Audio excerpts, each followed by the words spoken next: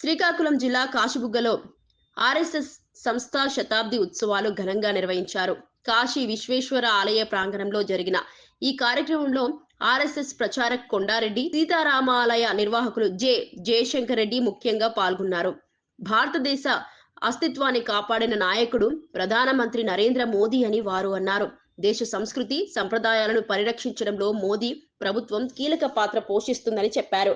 RSS ఏర్పడే 10 ఏళ్లు పూర్తి చేసుకున్న సందర్భంగా హిందూ ధర్మ ప్రచారం, ఆధ్యాత్మిక సమాజ నిర్మాణం లక్ష్యంగా కార్యక్రమాలు చేపడుతున్నామని తెలిపారు. 2014లో కొన్ని చట్టాల కారణంగా ధర్మ పరిరక్షణకు ఆటంకాలు ఏర్పడ్డాయని అన్నారు.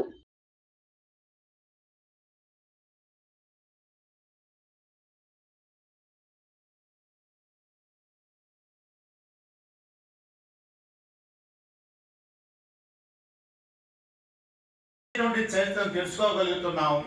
మనం గర్వంగా హిందువులం అని చెప్పుకోగలుగుతున్నాం. అయినప్పటికీ కొన్ని ప్రాంతాలలో హిందువులని చెప్పుకోవడానికి కూడా భయపడుతున్నారు. అటువంటి ప్రాంతాలు ఏమిటో మీ అందరికీ తెలుసు.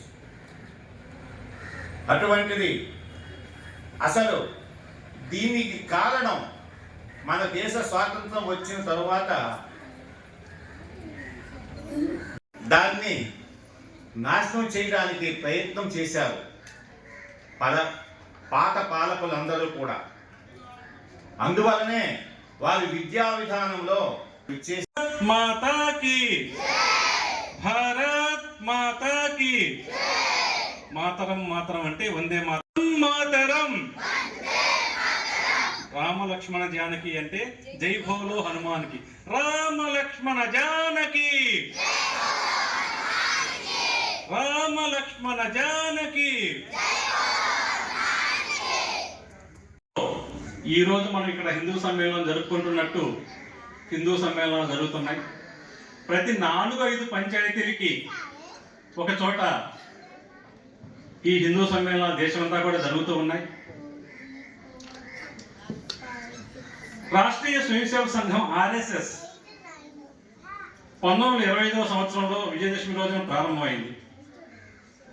సంఘం ప్రారంభం కంటే ముందు ఈ దేశ పరిస్థితి ఏంటి, 1925వ సంవత్సరం కంటే ముందు ఈ దేశాన్ని ఏ విధంగా భావించేవారు, ఈ దేశం గురించి మిగిలిన దేశాల వాళ్ళు ఏమనుకునే వాళ్ళు, ఎటువంటి భావన ఉండేది అనే విషయం స్వామి వివేకానంద యొక్క పర్యటనలో వారికి కలిగిన అనుభవాలతో మొదలు పెట్టుకుందాం. 10 మంది ప్రజలు ఉన్నప్పటికీ బానిసత్వంలో ఉంది.